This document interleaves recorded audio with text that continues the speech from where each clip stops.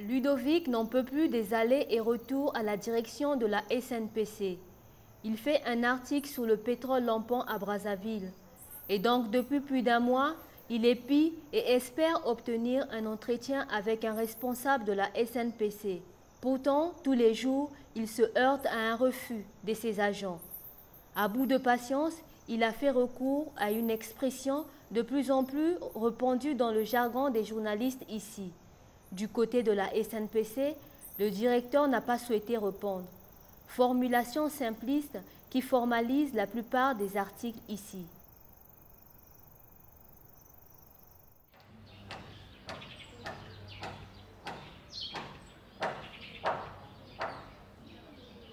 Je ne connais pas des heures de travail, moi. Je connais l'heure à laquelle on commence. Je ne connais pas l'heure à laquelle on arrête. Je le dis à tous mes comédiens. Là, on commence à 9 h. Des fois, on arrête à 2 h du matin, des fois 3 h, des fois 1 h.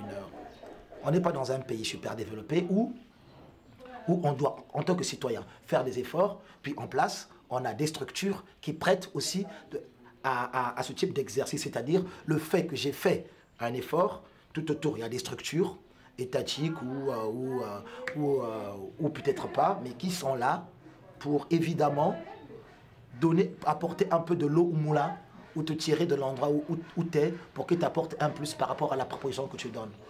Non, il n'y a pas d'aide à la création au Congo, ça on le sait très bien. Il n'y a pas de salles appropriées pour créer du théâtre comme il faut. On n'a pas de matos qu'il faut pour créer. Il n'y a pas de bibliothèque qu'il faut pour que les comédiens lisent complètement et arrivent à comprendre dans quel type d'écriture on est actuellement aujourd'hui, c'est-à-dire à cette époque contemporaine. Donc toute forme d'outil qui devrait être, toute forme d'outil susceptible à nourrir l'artiste dans ses créations ne sont pas mises en place. Alors si tu as envie d'être artiste dans ce genre de pays, il faut décupler ses énergies. Il faut jouer et le rôle que l'État devrait faire, et le rôle que toi tu dois faire, et le rôle que le public doit faire.